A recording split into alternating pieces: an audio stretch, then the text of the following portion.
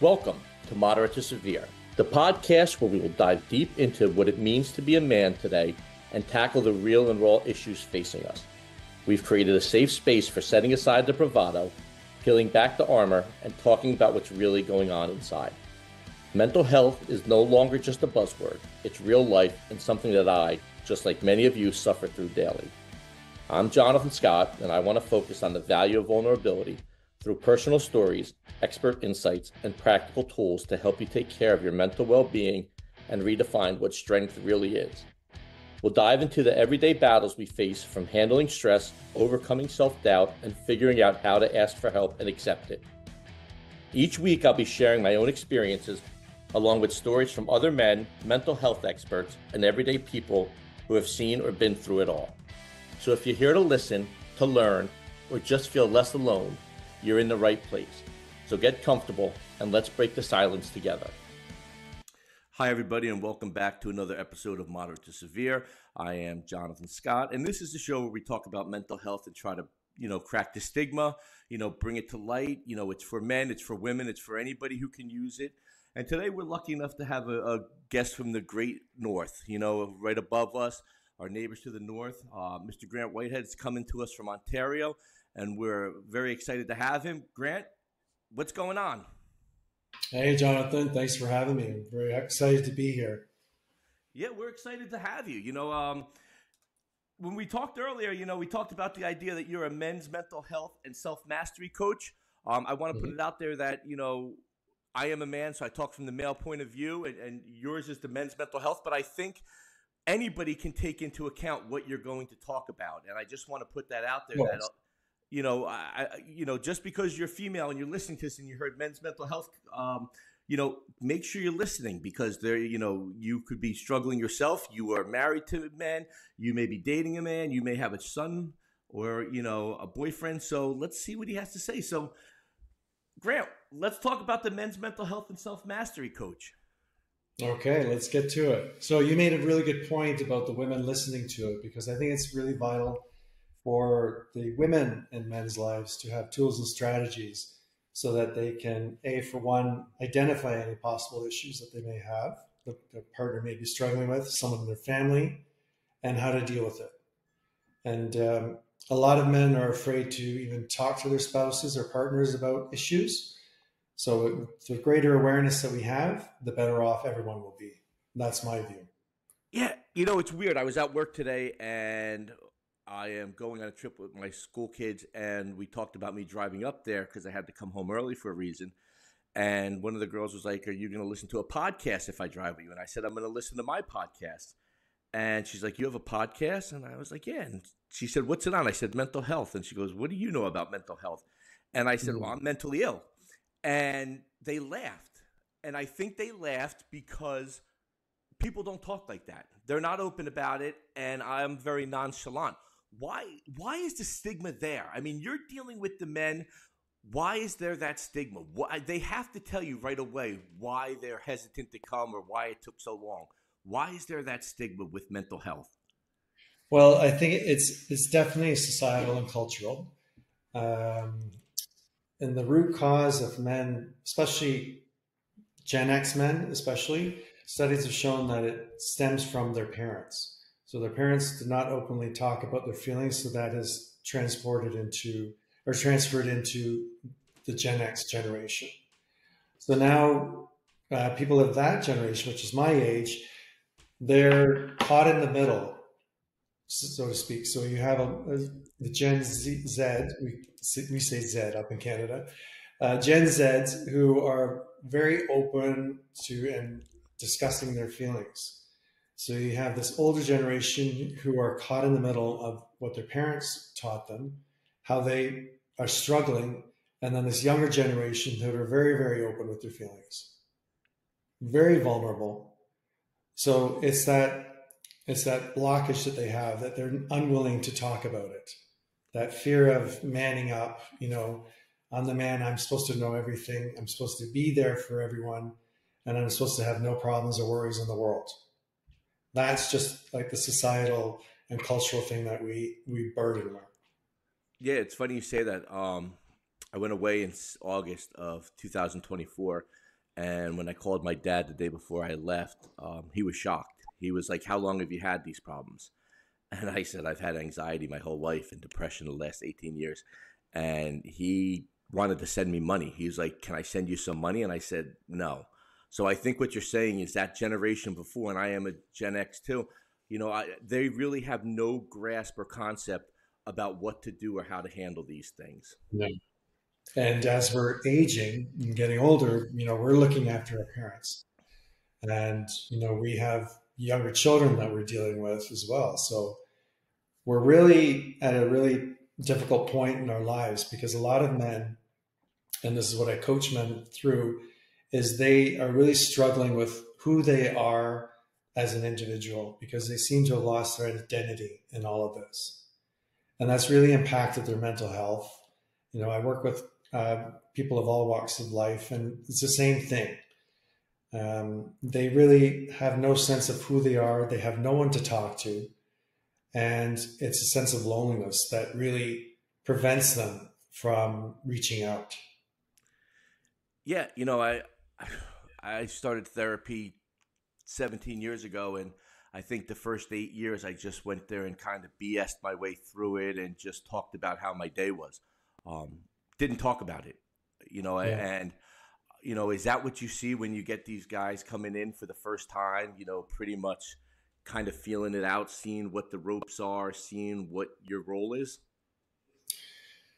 Well, how I do it, I vet the clients out before they come into my program. So we meet online and we have a chat, and I ask very specific questions to see if it's a good fit for them and it's a good fit for me. So I work with people who are open to discussing their feelings, regardless of where they are at, whether they're very open to discuss it or they need a little nudge.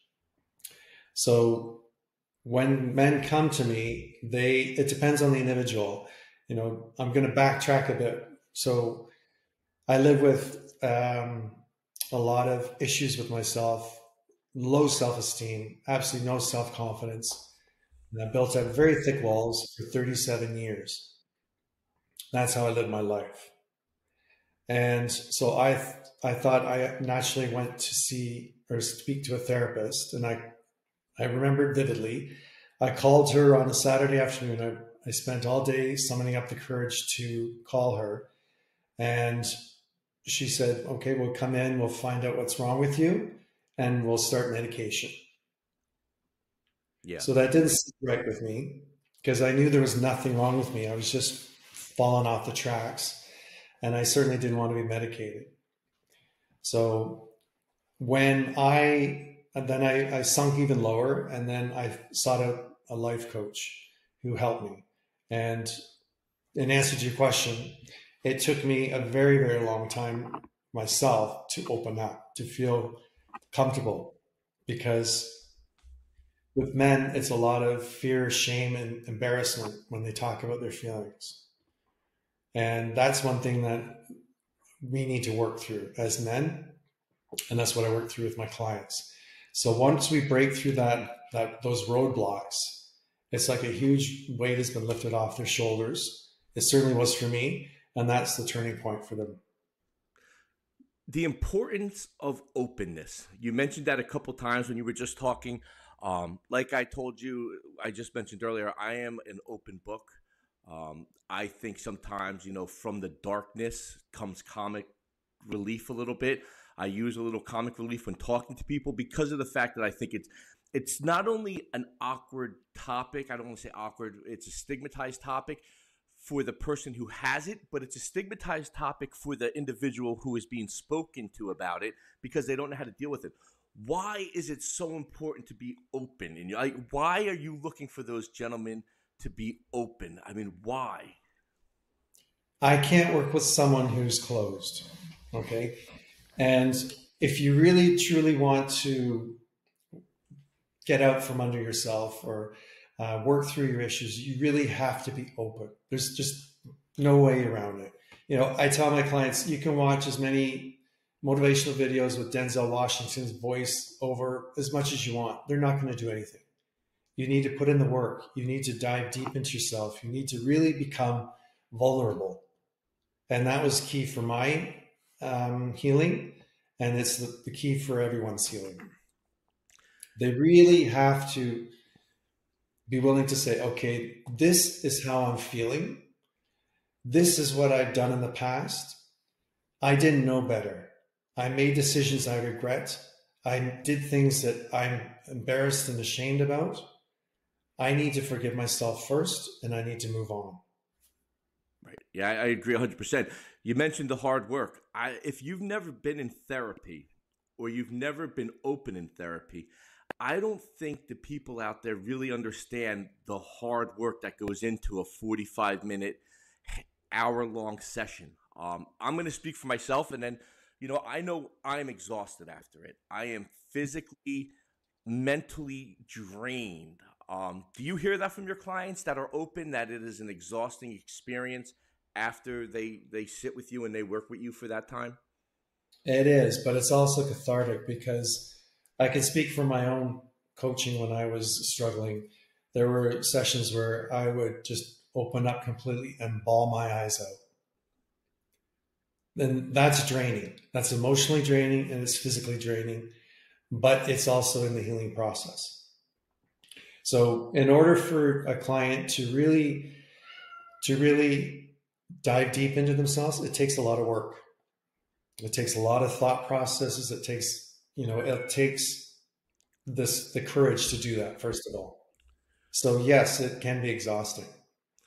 Yeah, I agree. And the courage that they need to, one, make the phone call, because I think making that phone call is one of the toughest decisions to make, because it is showing weakness. And like you said, we were brought up to not show weakness. I talked to my classes the other day and they were asking me a question about the difference between when I grew up and they grew up. And I said, when I grew up, there weren't kids who cried in the hallway, especially men, boys.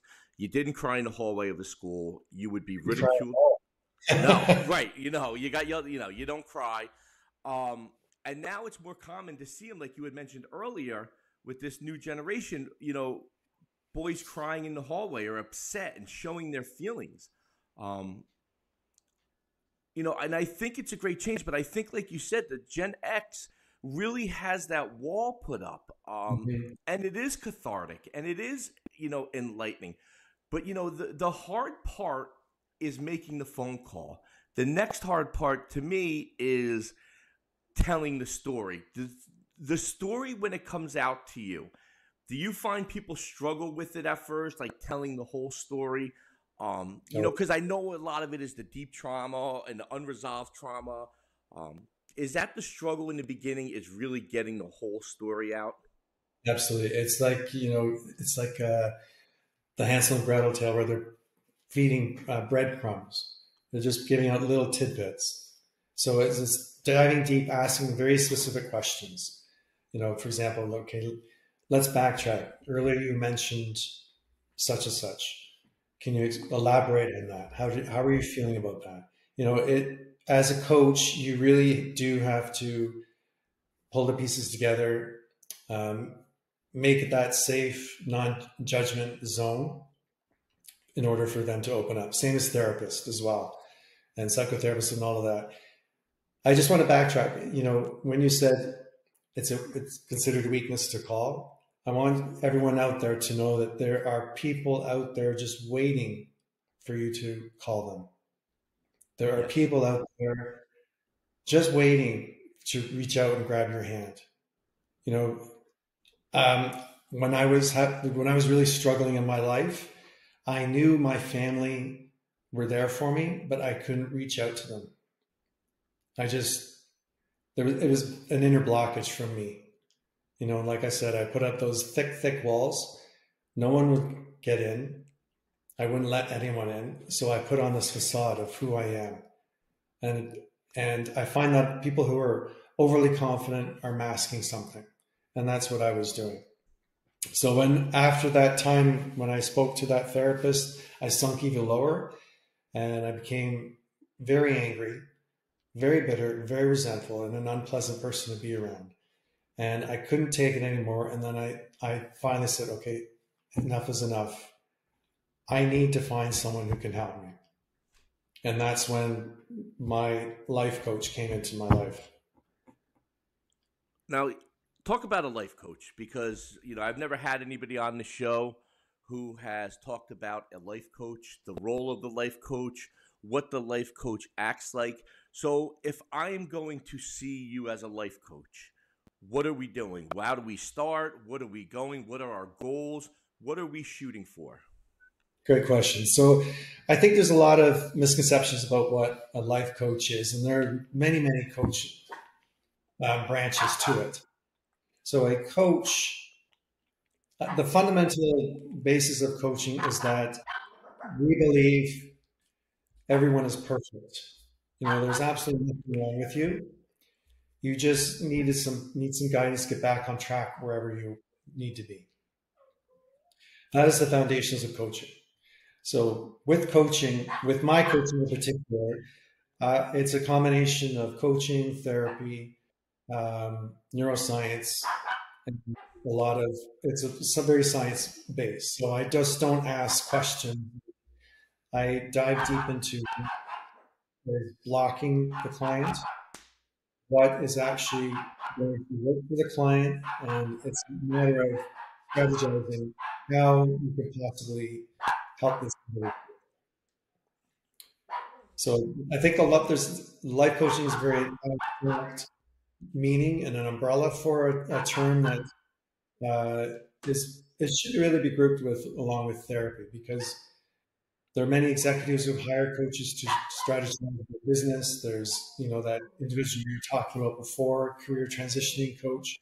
So it's solution based, and that is the huge difference. And interestingly enough, I've had a number of men um, come to me from therapy because they weren't getting the solutions that they needed. So that's the difference between a life coach. You said solution based. Do a lot of men come to you with the fact that they don't know what the solution is, that they're searching for that solution, that they need help, they need Yeah. guidance in which way to go? Yeah. So I spoke to one gentleman. He said, "I'm sick and tired of talking about how I feel. I need solutions." So I thought that was really interesting because in his therapist, which was a woman, she was always asking him, "How does that make you feel?" He said, "I'm sick and tired of talking about it. I need solutions." Yeah, I think one of the facts is, myself and I think a lot of men are black and white. We don't see the gray area. To us, there is an answer out there. There's got to be an answer. And if there is not an answer right away, we're going to figure it out. So, when you Yeah. talk about this idea of solution based, you know, I'm thinking I'm coming to you and I need an answer, and I think that's part of the problem with the therapeutic setting is that, especially dealing with the mental health, sometimes there is no answer. Mhm. I've been going at it for, going on 18 years. And I mean, I have some reasons why I struggle, but there's no answer. There's no definitive cure. Um, but, with the idea of a life coach, it sounds like it's more along the lines of getting you on the right track in the direction that you want to go, that you need to Exactly. head. How So long if have you you been? were, sorry, John, if you were to come to me and say, "I need help with my direction," I would be asking specific questions. Okay, what vision are you looking for in your life? What's working? What isn't working? So we would craft together a strategic plan, and I would give you tools and strategies to help you get there. You're still doing all the work. I'm helping you. I'm giving you suggestions, but you are still doing all the work to get to where you need to be and want to be. It's funny. I mean, we have coaches who teach us how to play sports, and we have coaches who teach us how to play the guitar or how to Mhm. play cards. And now we're talking about and seeing this new idea of a life coach. And you're wondering, like, why are more people not reaching out to that? I mean, it is your life. I mean, and I always tell people, you have one shot at this. Why is this idea of a life coach? Is it picking up or is it, still where it's at? It comes in waves. I'm finding so depending on the industry. So my main focus is men in leadership roles, And how that came about was because when I finished my coaching, I was in the corporate world, and I had experience with that. So when I went to get my certification, I focused mainly on leadership coaching and executive coaching. So what I was finding was that when we were diving deep into why they're not achieving the success they want, there's always been some unresolved trauma in that man's life. So leaders were always saying, well, I'm doing this for my team and they're not doing what I want. They talk about their KPIs and all the business metrics. Okay, so what else? Why do you think that's not working? Why? What else? What else? And diving deep, it always comes back to them. So there's some unresolved trauma, and by trauma I mean trauma literally means wound. So it can be as broad as bullying from a very early age, in my instance, to child abuse. So something like that has directly impacted that man or that individual's way of thinking, which has directly impacted his behavior and ultimately his success. It's funny that you say, and like when I say funny, it's just a little colloquialism, but the fact that you deal with high level CEOs and people of that nature, you're about the fourth guest that I've had who has mentioned the fact that there are these high powered men in positions of power who are really, getting the help they need. And it's funny because you would think that they are these strong alpha males, yet Yeah, they're realizing that they need the help. yeah. It is kind of like what's the word I'm looking for? When you see them, you would think they would have it all together, but typically they don't. Typically they're that saying "lonely at the top." It's very true. So everyone is looking for them for the answers, but they don't have the answers. But they're forced to fake it until they make it, which I absolutely hate. I disagree with that colloquialism. You need to be authentic as an individual, regardless of what role you are in. If you're, the school custodian or janitor, you have to be authentic. Right. Top CEO, you need to be authentic for people to like you.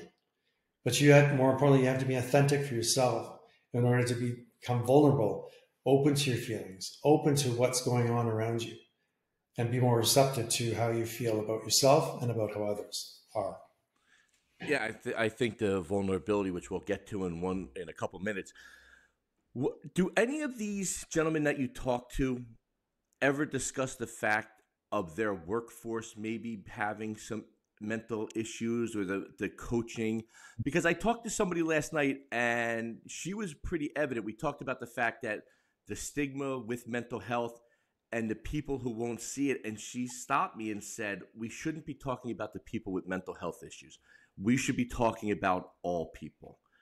All Yes. people need to see a therapist. And she said that, and I'm thinking, you know, anybody could use a life coach. Anybody could, I don't care how successful you are. You can always use that direction. There's always room for growth. Do you find that a lot of these people are talking individually? Do they realize the stress that their workers are under? Or is it pretty much just a self-motivated, visit? Very interesting question. So it's been my experience that, it goes back to what I mentioned earlier. Their unresolved trauma is affecting their behavior. So their behavior is affecting their teams. So right now in the business world, we are having massive low morale. We are having massive turnover, and the top performing people are leaving because of their boss. So there's this gap between the leadership and the team because they're not realizing how their behavior is affecting their teams, and they're not realizing how that low team morale impacts their business, their sales, their profits, everything. And I think the companies they're really trying to get a grasp of the mental health issues in their workforce, but they're not quite there yet. Many companies have initiated employee assistance programs, They have barbecues just to boost their morales or whatever, but it's really not addressing the root cause. Right. And I'm finding there's a huge gap in corporate.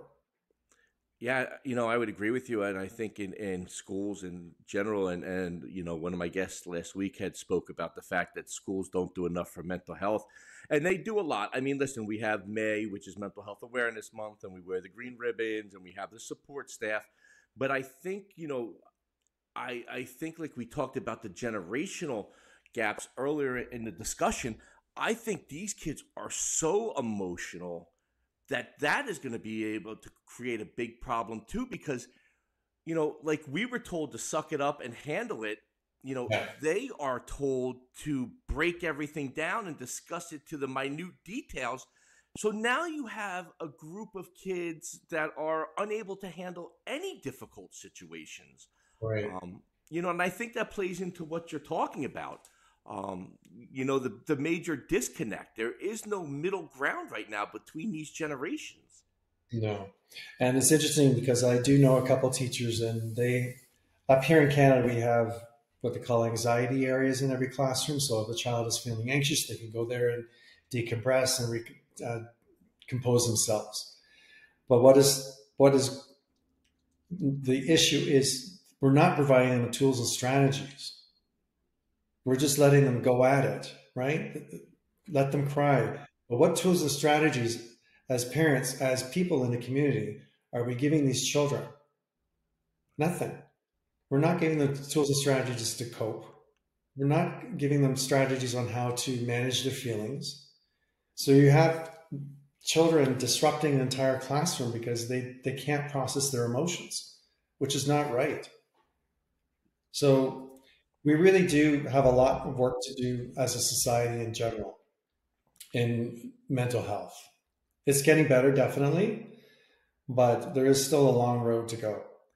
Yeah, I would agree. There is a long, and I think that road is real long. And I think it starts at it starts from the parents who, like you said, some of them don't deal with their emotions, other let the emotions just fly free, which, the flying free of emotions isn't healthy either. Like you No. just said, you need to have those coping skills. Um, the V4 coaching program. Yes. I'm very interested. Great You know, segue. it's funny. I'm going to say what I say every episode, and people are going to catch on. But sitting in this seat, getting to ask these questions, it's very cathartic for me as somebody who struggles. And every day, I learn something new, and there's something new that somebody is teaching, and it's just amazing.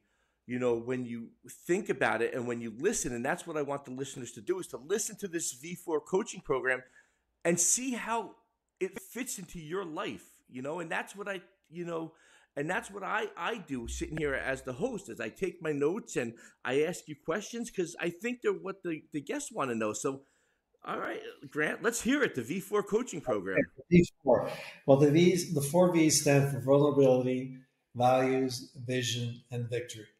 And the vulnerability aspect is the foundation of it. So in this, it's like the foundation of growth.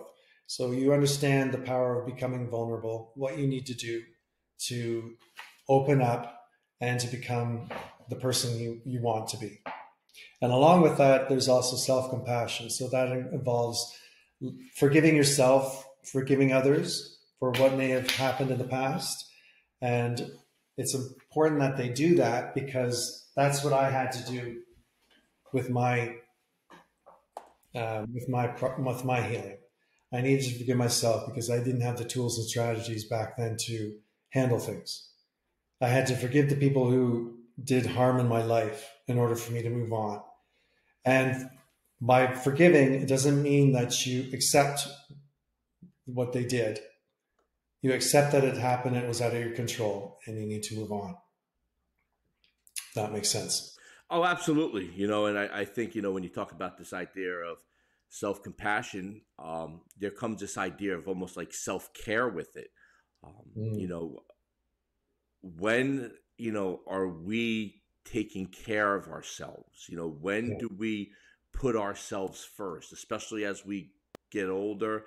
and we have families, and even if you don't have families, you have more responsibilities.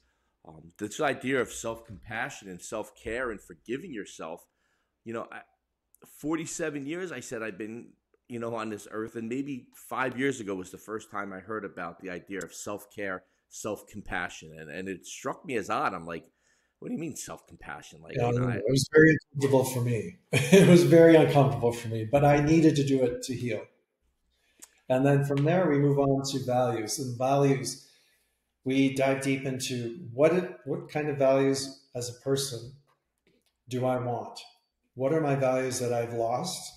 And what are the values I have in other people that I want in other people? And with that is boundaries, one of my favorite words. So, what boundaries am I willing to put up in order for me to heal, to move on with my life?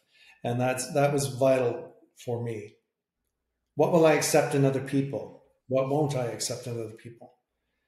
And a lot of people who come to me, they are people pleasers, or they're the opposite, they're the extreme opposite, where they say no to everything, and just like me, they had these walls built up. So that's what we break it down to, the values. And then it's vision. What kind of vision do you want for your life? What's missing? What are the gaps? What do we need to do? What do I need to give you to get to where you want to go and be?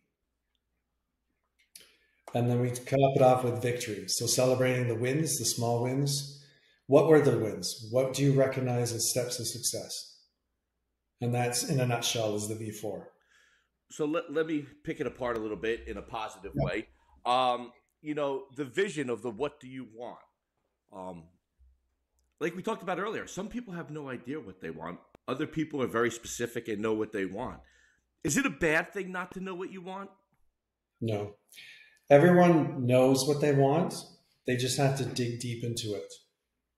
If I were to say to someone, what would you like in your life? Well, I have absolutely no idea. I don't want anything. No, that's not true. There is something in everyone that they want. Whether you want to, have a nice house, whether you want to retire early, whether you want to be the greatest actor or actress ever. Everyone has a dream. But for a lot of people, it's been pushed so far down into themselves that they have lost the sense of who they want to be. So it's my role to bring that out in person. What about the idea of risk and dream? Um, how do you talk to somebody about the chance to take the risk? I think that's something that a lot of people are scared of, especially in this day and age with the economy and things of that nature and the way things are heading. How do you talk to somebody who has this dream, whatever it may be, but is scared to take the risk? I mean, there's always that chance of failure in anything in life. But how do Mhm. we battle that chance of failure for the reward of the risk? Which would be greater? Would you like to be continuing in this current situation that you're in for the next 6 months? Or would you like the opportunity to move forward? So when we get to that stage, it's I go into very scientific explanation, but when you're learning something new, your neurons in your brain change. So you can never go back to the where you were. Once you start growing, you're on the path for growth. So what is the worst thing that can happen? Okay, yeah, my dreams may not come true.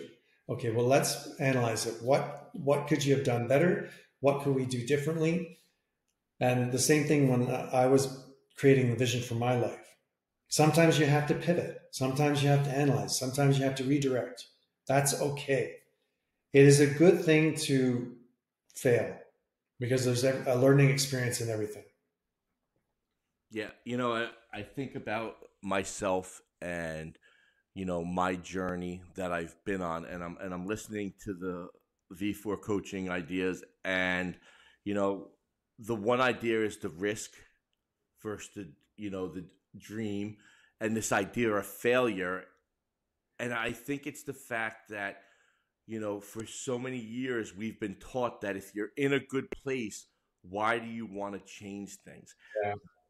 And I think we're kind of making this turn to being productive and being secure financially and, making sure your family okay is great.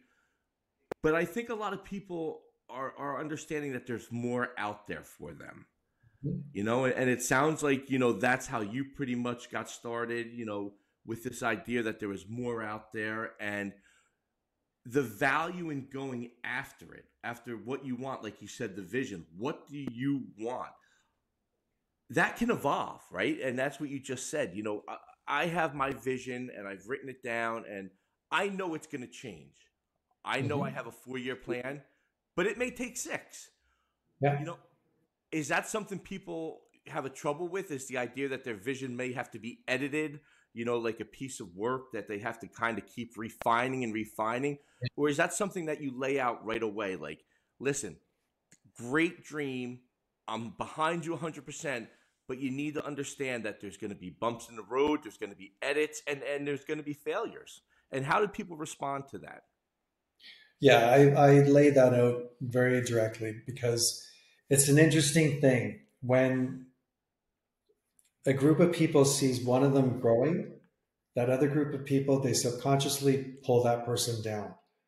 So if let's say if we have a group of 5 friends, and the other 4 friends and I, we've known each other for a number of years. I start to develop myself in different ways. Those friends will pull me down to keep them where they are because they're not comfortable with my growth. You may not be comfortable with your growth. You're going to experience setbacks because your brain is there to protect yourself, protect you. So when it starts feeling this growth, these changes, these visions, these goals that you want, it's going to remind you, hey, remember that time you failed doing this? You're not going to make it. It's not worth it. Your brain will play tricks on you. So I lay this out very clearly to all my clients that this is what's going to happen. It happened to me, and you will experience setbacks. But the most important thing is that you're putting in the effort to move forward. Yeah, And those small wins can turn into quantum leaps. it's funny you say that because I was just looking at the last V in victory and I said, the small wins are the first victories that you get. Mhm. And I know on, what I'm doing, there's little victories along the way. And, I'm a perfectionist, so I want it right now. I want the phone call right now. And I know it's not going to happen, but, it sounds like the victory is having you on my show today. For me, my victory today is having you discussing this program. Um, we're never settled, right, on our journey. I mean, do Yeah. people come to you and reach their goal that they have established and then put that new goal out there? Is that one of the things you're constantly pushing? Is we're never settling. Like, don't ever settle. Like, when you reach this goal, we set another one. How do people who have reached goals feel about that? I'm sure after you reach your first goal, you kind of are like, I can get the next one. I can get the next one. Well, And is that the success for you? that is a huge success for me. My success starts when someone comes to me and says, I need direction, I need some help.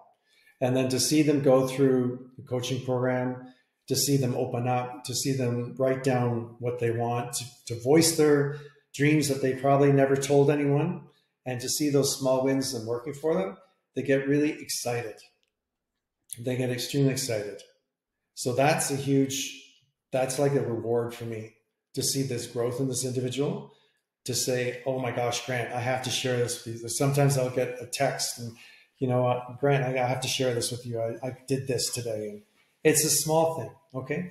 So for example, a client may say, I spoke to my boss today and I felt confident doing. Fantastic. Excellent. This is a small win. Enjoy it. Celebrate it. These things, this reinforcement is key to moving along to anyone in their life. And once you achieve your goal, your goals will change. They will change. They will get bigger. They will get broader. They will become more specific and more laser focused. It depends on the individual. But the point is that once you achieve a goal, your brain will search for more goals. Your brain will search for more ways to be better because everyone is capable of being the absolute best. You I'm assuming, promote those small goals first. You know, it's you have to. And how many people come in with these gigantic goals that you have to say, slow down a little bit. You know, you're not going to be president, you know, after working in a school for 25 years. You know, you're not going to be president of the United States. We need to start building as mayor, you know, senator, congressman, something like that. It just, Is yes. that a problem that you see, or not a problem? I don't want to say that's a problem because they do have their dreams, and who knows who's going to attain their dreams. You know, everybody and anything is possible. But is that something that you deal with? Is, you know, kind of explaining to, you know, people that they have to have attainable goals so that their first taste isn't the failure? It's, I tell them that it is vital that you map it out, because you have to take, everything happens in chunks. So the success comes in chunks and small waves and small wins. So when we strategize the vision, we lay out specific things. Okay, I need to do this, but what are the wins along the way? What is a measure of success? So it depends on the person, right? And the goal. So everyone is different, and the wins and celebrations will be different as well. They could be huge, they could be small. But the important thing is that we map out what success looks like to that individual. So if you were to become, if your vision was become president, what would be your first win? Right. You know, would it be, you know, mastering public speaking, for example, feeling comfortable talking to an audience? Perfect, excellent. Let's work towards that. Yeah, I think that's one of the things I struggled with was the fact that, you know, my goals were so big that I would not start because I never had those little goals. You know, now Mm. when I look at it, if I get one or two new followers each day on one of my social media accounts, I'm excited. You know, I really get pumped up. And You resonated with someone, so celebrate that. yeah, I do. Um, just, you know, just to kind of come full circle, the idea of life, you know, the life coaching and the V4, it sounds like, you know, people who are in a stuck situation would really, really benefit from this. You know, a job they didn't like, you know, maybe, I don't want to say a marriage, you know, because you never want to see those fail, but that's the truth. You know, do you see a lot of people who are in jobs they don't like, want the change of jobs and, you know, want to take that? Is that someone you see? Who are predominantly the people coming to see you? What is their situation? Well, they are, the commonality is that they're unsatisfied with their current situation. So it could be um, a leader who needs direction with his business, someone who is in managerial role but they're not happy with it. They want to do more. They want to do better. They want to learn leadership. So it really depends on the individuals. But the commonality is that they want something better. Yeah, That's a common. you know, I don't know. I think that has changed, like I said earlier, because back in the day, we were very, you know, you were supposed to be happy if you had Mhm. something solid. And why would you want more? You know, what else do you need? You know, this Mhm. idea of you're never going to be satisfied. Um, I don't know Well, we what were you, too root, you know. You finish school, you find a good job, you get married, you have children, then you retire. That was it. You were supposed to be happy with that. Your parents were happy with that. Your grandparents were happy with that. Why can't you be, right? So it's like that resistance from the older generations. What do you mean you're not satisfied with your life? You know, yeah, you have a good marriage, you have nice kids, you know. right. So You're happy, you're it, healthy. yeah, You just hit on it. So it was my next question. I'm going to throw a term out there, and I want you to tell me if it's a positive, it's the negative, and what you feel. You know, people being told they're never satisfied. You know, like I have been told that I have a great job, a great pension, a great, you know, are you ever going to be satisfied? And I battled with that. What is your opinion? Because I know mine. People who say that you're never satisfied, should you be satisfied or should you always look for that more? you should always look for more. You know, it's it's natural science, I guess you can say. You know, if you were to think of the seed, it's always looking for more. It's looking for more nutrients. It's looking for more sun. Why can't humans be like that? Animals migrate to find food and water, better hunting grounds. Why can't humans find better things for themselves? There's absolutely nothing wrong with that. Yeah, that's my new take on it. I heard a great saying from a wrestling coach that I worked with as his assistant, and he was an old guy, and he said to me, the day I stop learning something new Mm. is the day I need to step away and just go sit in the cabin and be by myself and live out the rest of my life. And I think that kind of plays into everything you're doing is you learn something new, you take that risk, you take that chance, you stand back up, you dust yourself off, and you go for it. Yeah, you pivot, you change direction, and there's absolutely nothing wrong with that whatsoever. Grant, it's been phenomenal. What do you have to say? You know, any last words? Anything else you're thinking?